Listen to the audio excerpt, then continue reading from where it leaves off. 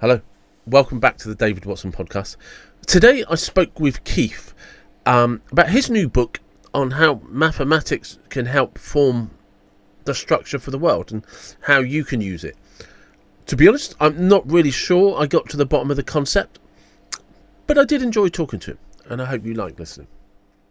Good morning, Keith. Welcome to the David Watson podcast. How are you doing? All right, thank you. Fine. So you said you're up in Merseyside, ex-Liverpool. Is that born and raised there, or because you don't have the Scouse accent as such? Right. Well, what happened is I've lived in this house, the same house, for all my life except for 8 hours. I was born in Birkenhead, which is Yeah, just across the water from Wallasey. yeah. Famous for me, I know it only because of Paul O'Grady. He often referred to Birkenhead as his home place. So how come no accent? Elocution lessons. Ah, I see. I had elocution lessons. What is that as a child growing up? Yes, child. Yes. Oh right, so just quickly because we are going to get into the book and the maths behind it. So what was childhood growing up? What would?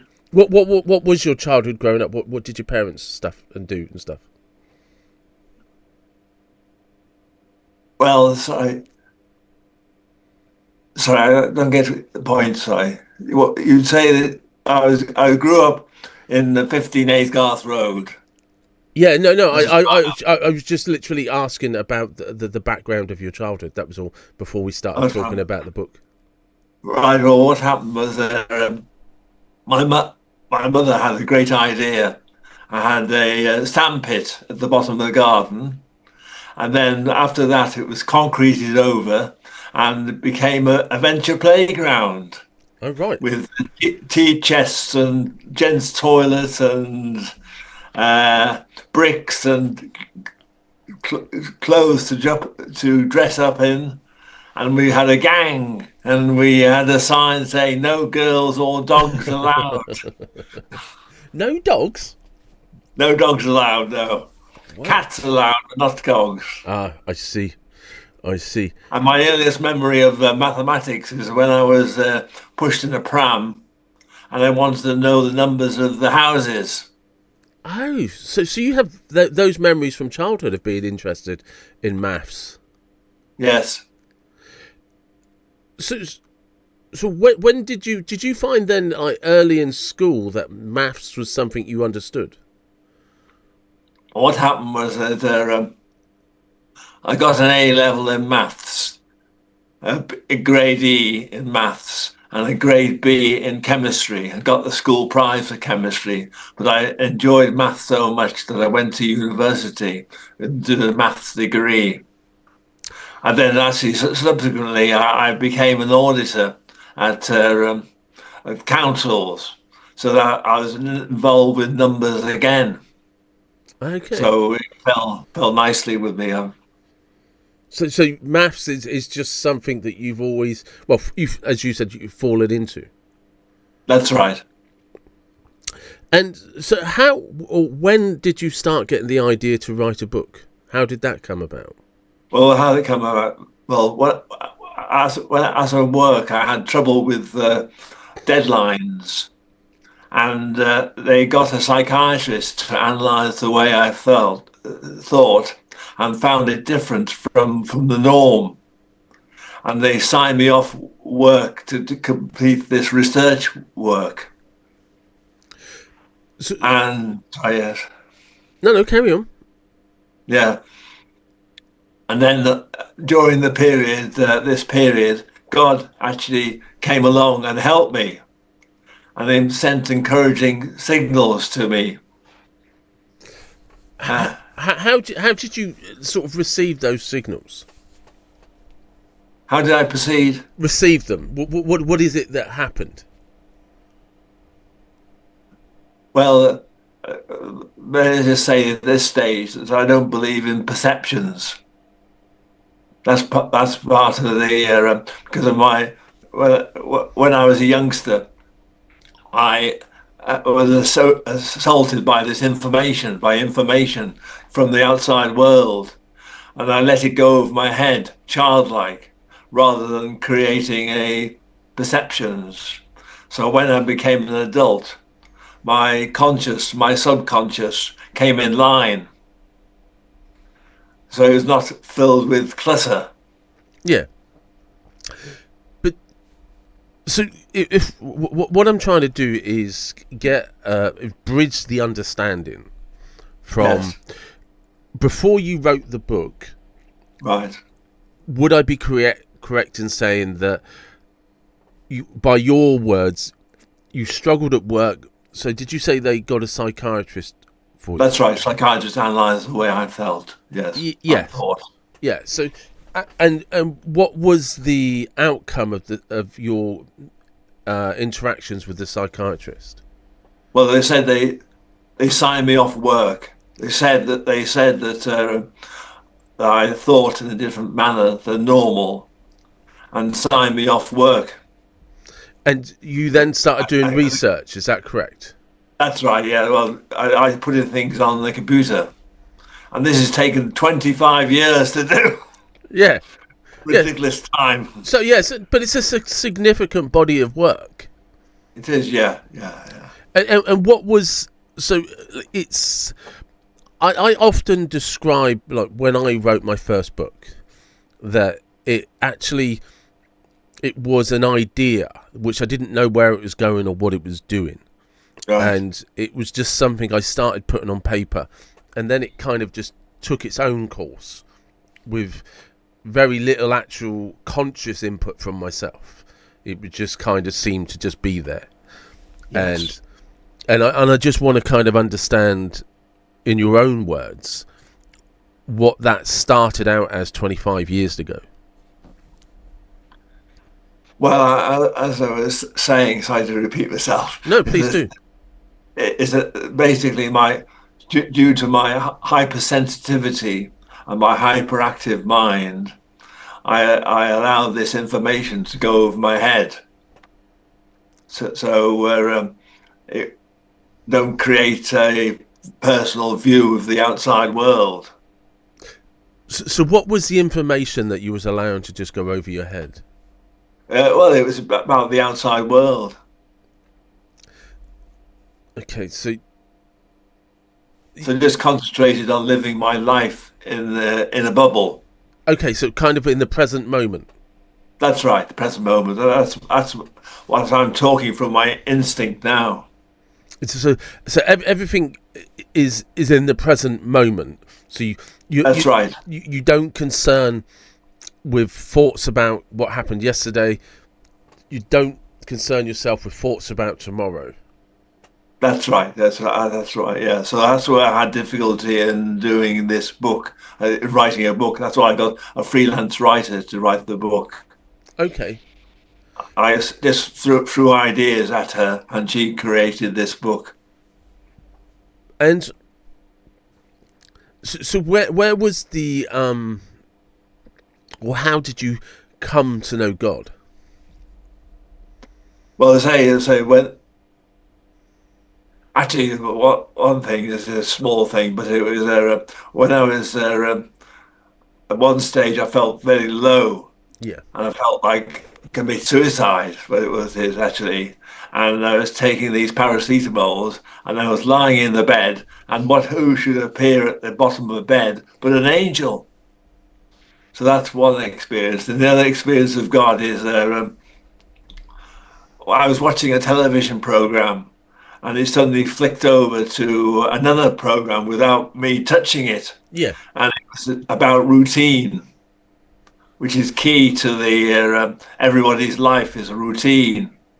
So God must have transferred me. And then when I was at Lancaster University, I I fell ill, not seriously, and I went to the medical centre, and in it was a New Scientist magazine, 50 years uh, celebration. And in it was big questions like Sir Roger Penrose said, you should connect consciousness, reality, and mathematics, and that's what I've done. I connected those three things together. So that's another thing that God helped me. And then also God also encouraged me to join a financial advisor who deals with millionaires. Unfortunately, I think he got the wrong end of the stick because I'm not into looking for being a millionaire actually. So that's a few things where God got involved. So, how did you create this objective thinking strategy? Well, as I say, the sorry, I repeat myself again. No, That please. that, when I was a youngster, I allowed this information to go over my head. So my brain was pure, my conscious and my subconscious came together in line. And therefore, I'm talking from instinct. Yeah. So that it's not cluttered by any information.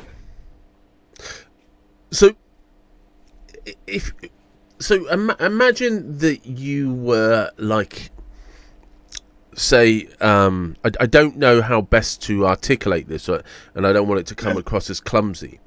What I'm trying to do is, if somebody is listening to the podcast and they're Right. listening to what you say, and they've purchased the book, how would you guide them to find this way of thinking that you kind of is instinctive to you? Well, there's two main ones. One is the personal one, which is that where you shouldn't create perceptions and you should concentrate on your life in a bubble, which is from the away from the not having the troubles of the world resting on your shoulders, and that's one thing. And then the other one is I've devised these mathematical models of 15 classes of knowledge to represent the outside world, i.e., any system or experience. So, what are the 15 classes of knowledge then? Well, the six primary ones. I explain it in this experience here. Reality, human, you, me, the viewers, uh,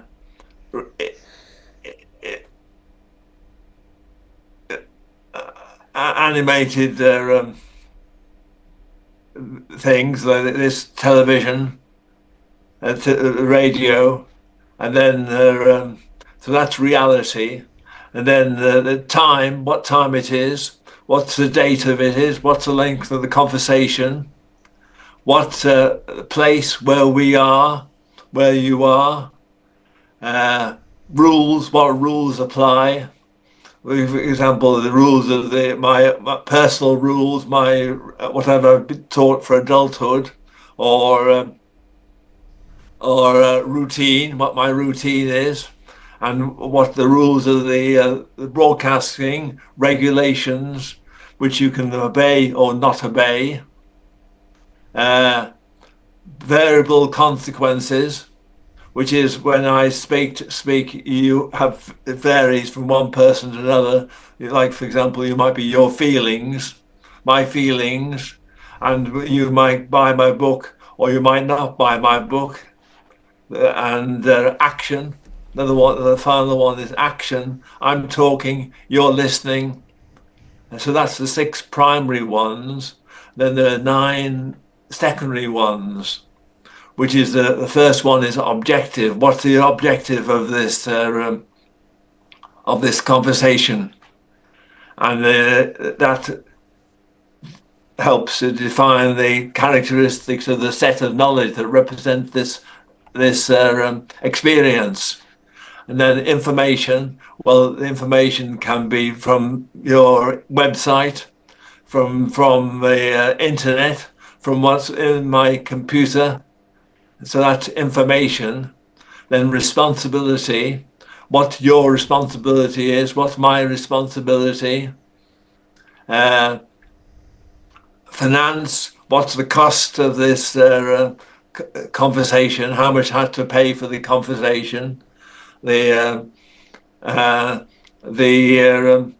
truth, well, it is the truth. Best practice, well, this is the best way of doing it. Best practice. Mistakes and precautions. What are the associated precautions, mistakes that can happen in here? I might forgot my words. I will therefore have a crib sheet to read. That's my precaution.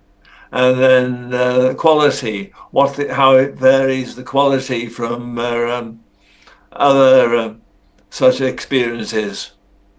So they're the 9 classes of knowledge. And how would you, as an individual, you've got those 15 classes of knowledge, which I'm assuming that you developed over the 25 years of putting the book together and doing the research. That's right. How do you put them into like a daily ritual, a daily way to practice living? Well, how I see it is that people who organise systems will devise these mathematical models, and then they are shared between nationally and internationally. So therefore, the best practice is shared between different people, and mistakes and precautions are shared. So the people not learning from or not learning from making mistakes. So it'll make the world a better place. Of course, yeah. But just going back to the beginning of the question, when you over the 25 years of your research, Right. did you develop like a practice when you woke up in the morning of how you put these 15 classes of knowledge into practice in your daily life? Well, I don't really need them. I don't need them for living my own life because I'm living in a bubble. So I don't need the 15 classes of knowledge. So okay, so it's more the book is to help people that haven't found their own bubble to live in. That's right. Yes. So because whenever anything requires a paradigm shift in the way that we think, we kind of, in a sense, structures have to come down, because obviously the current structures are what keep us walled in, like fortresses. How would we coexist, or how does that coexistence work if we're all living in our own bubble? Well, well, we live in our own bubble. At the same time, we help people. Yeah. So that's the. So what I'm trying to get is how the transition period works, because you said you don't have to practice the 15 classes of knowledge that you're passing on to other people, because That's right. You're already in your bubble. The bubble. That's right. Yeah. But that bubble requires you today to talk to me. Yes. And so obviously your bubble does interact with other people, and where I may not be as consciously aware as you, I kind of, for want of a better term, am infiltrated by external influences of what's going on in the news and people around me. So for me to find that bubble, how do I go about that and interact with you? Well, they say that when you hear things on the news, you allow it to go over your head. Okay. So it's to let go of things and not hold on to them. That's right. Hold on. That's right. Let them go over your head. Don't you because you can't do anything about it. No, that is so true, Keith. We can't do anything about it. That's for certain. For me. How did you manage to see the connection between math, God, and religion? Well, actually, on the religion side, I used to go to Sunday school, and I came home from Sunday school to my mother and said I couldn't keep the rules of the church. Would it be all right if I just considered the consequences of my decisions? And my mother said, that's all that God would want. It's So it true. makes a very simple philosophy. And also on religion, I believe that God introduced religion because people weren't using their brains in the way He intended. So it's and so that's where religion face. So yes. Um, so how is it that you? I've always been fascinated Yes. by people that have that connection with either Jesus or with God, and Right. when you so do you feel God around you? Do you feel? Do you feel God around you? Yeah, yes, a bit of it. Yes, because I say he did help me here Mm. and did encouraging signals. But actually, one time on the computer, it flashed up start finish.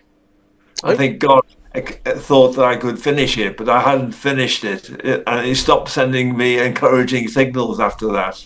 Oh So I let him down. well, I think God, being the all-seeing, probably understood where it was and knew when to prompt and not to prompt. Um, do you how did you connect? Because I'm as somebody when it comes to maths, Yes. it's not something that I take too easily. No. Well, that is a problem. I agree in that some people, quite a few people, don't are turned off by mathematics, and so therefore I had to put mathematics in the title of the book, but I realised that is a problem. That the mathematics doesn't involve number crunching or complicated equations. It's just based on the definition of a set, which is a group of objects with specific characteristics, which are connected. So when you say connect, that is a mathematical process. Okay. So it's not maths as in the maths formulas that if you follow the you can create this formula, or the formula is there for everybody to see. No, no, it's based on definition, simply on the definition of a set. Okay, okay. And so you see the connection between the sets, God, religion, and a purpose for how we're supposed to live in our life. Yes, yes, yeah. And when you were writing the book, did you know from did you have did you know the strategy that you were going to write from the beginning? Well, I say I got a freelance writer to write it, so it's not 62 that wrote it. I gave her information, and from that she created the book.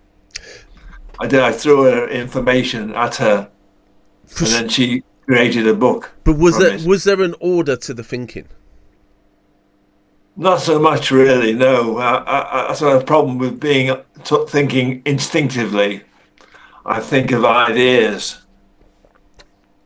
And I throw ideas at her, and then she created a book from that. because the thing that I'm really interested in is how you managed the living in the process, that moment of now, Yes, but to be able to provide the information for the freelance writer. right. there's as you said, maths is just a set. It sets, it processes. Yes, that's right. Yes. So you would have had to have formed a logical order to this for it to be able to communicate it. Well, I wouldn't say I was logical. One, I wasn't a logical one, I don't think so. I just throw ideas at her, and But she created the. Actually, what happened was she wrote the book, wrote it, then sent it back to me to checking. Then I made comments, and then she sent it back again, and did that 3 or 4 times before the book was completed. so and how, because I'm guessing that some of the difficulty is because kind of implying that there's a structure implies that there's an order to follow things, which doesn't necessarily fit in with the bubble of now. Mhm. I know that's the struggle. Yeah. So how do you manage that in your daily life? Well,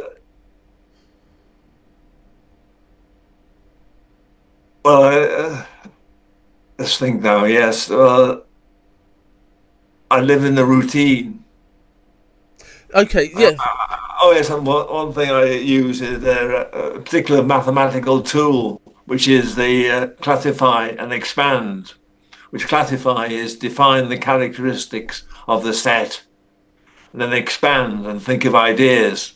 So I might be saying, I'm going from A to B, classify, I'm going from A to B, expand, ways of doing it. I go walking, I go by car, I hire a car, I go by public transport. So therefore, you expand your thinking, Yeah. which your knowledge base. So that's one of the four mathematical tools I use. So And what's how do I ask this without sounding silly? But what are the plans for the future? well, I play. I'm going on 4 holidays actually. Oh, where are you going? One is Bolton, Yep. uh, but Bolton, the last drop.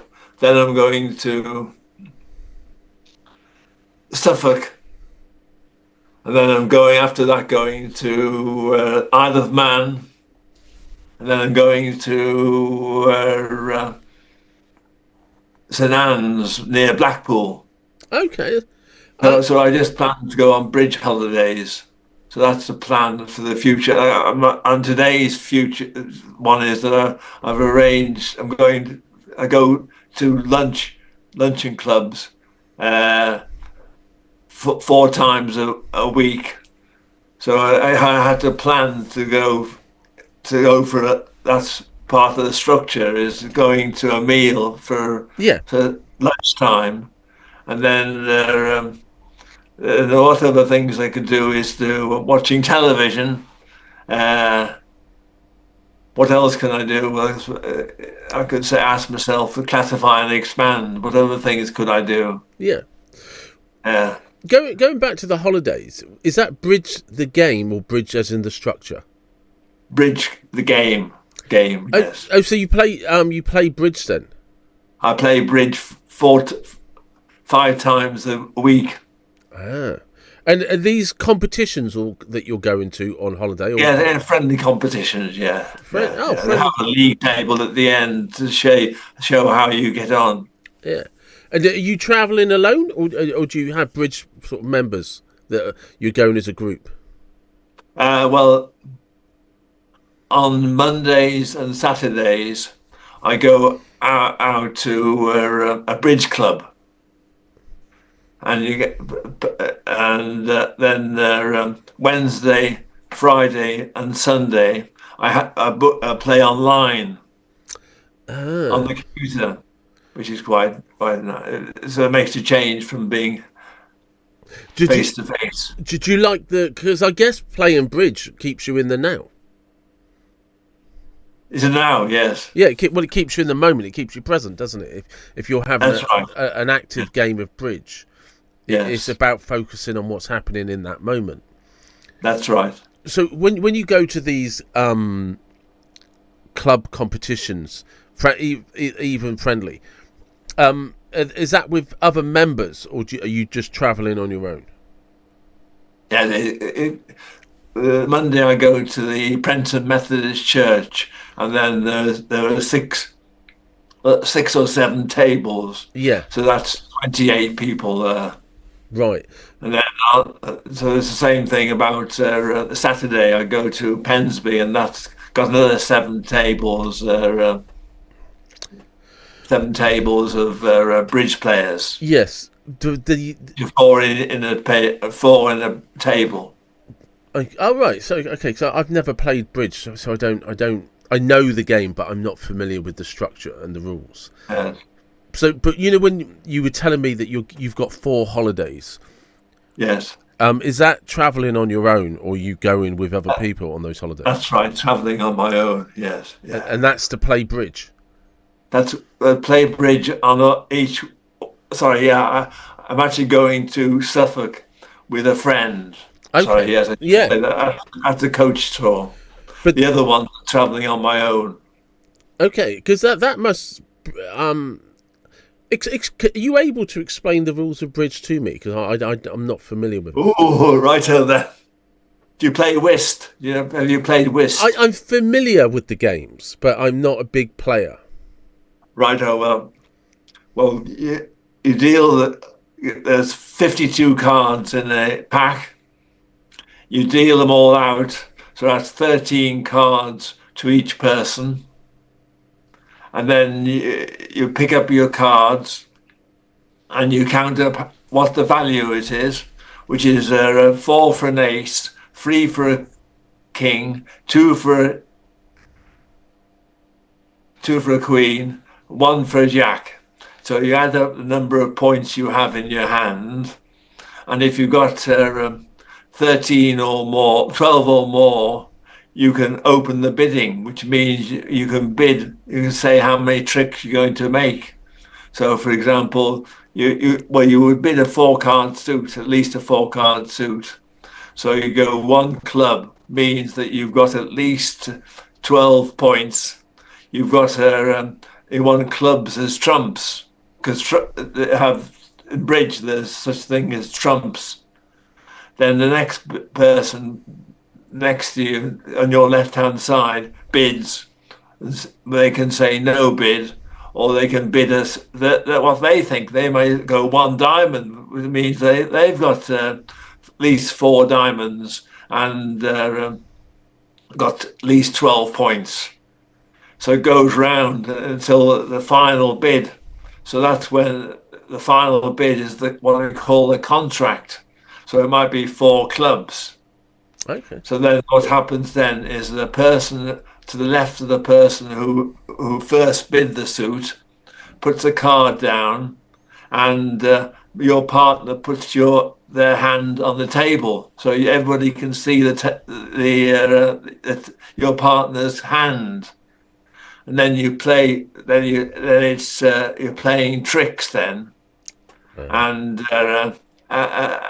if you so that's basically it. That's it. That's bridge. And how long have you been playing for? Oh, well, there's 2 types of bridge actually. One is rubber bridge and one is contract bridge. Contract bridge, just duplicate bridge. And I've played duplicate about 15 years, and I've played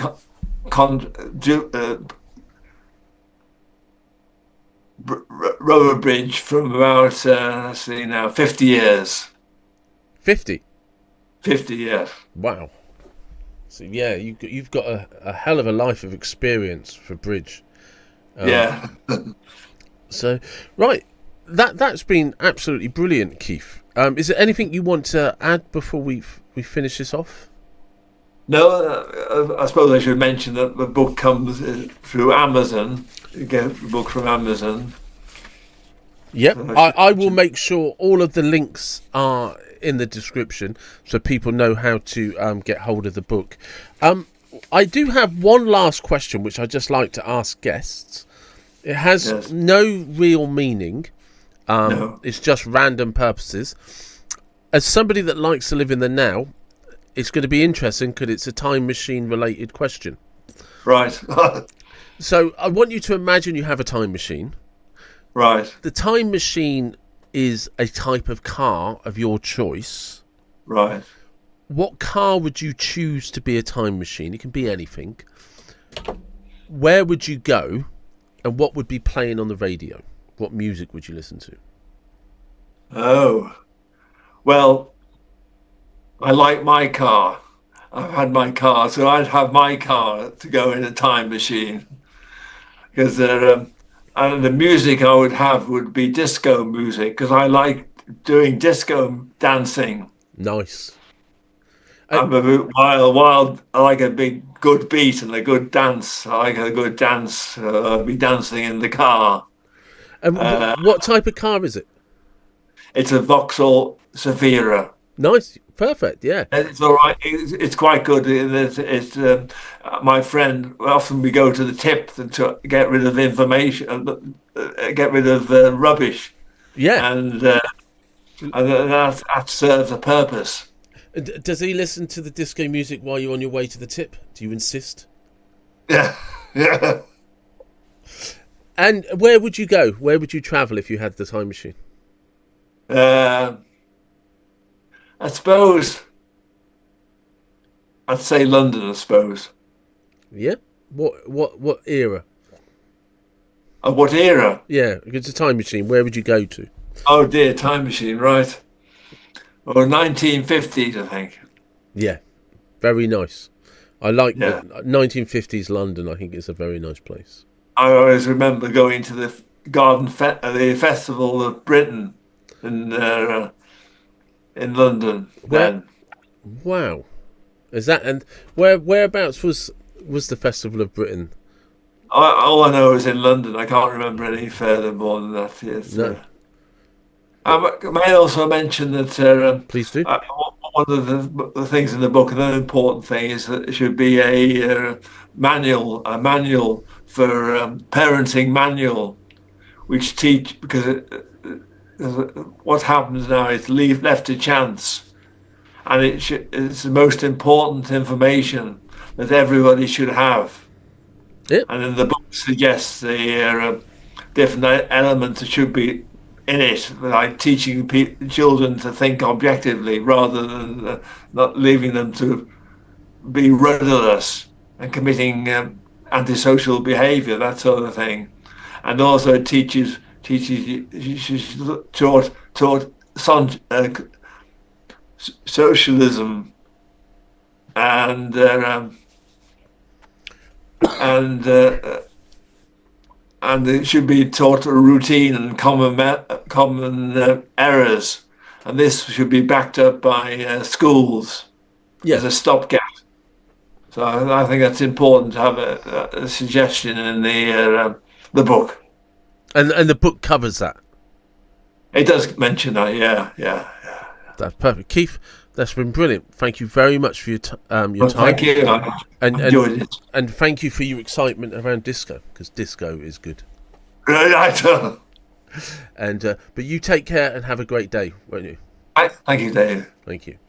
Right. And there you have it. That was Keith. And as I said at the beginning, I'm not 100% sure I got to the bottom of the book and everything involved. He definitely is. Concepts are not always easy to explain, but I enjoyed talking to him, and it was nice to see how animated he came when we're talking bridge and disco. And if you can't get excited for disco, then what's the point? And as always, wherever you're from, whatever you believe, please do take care and be blessed. Thank you.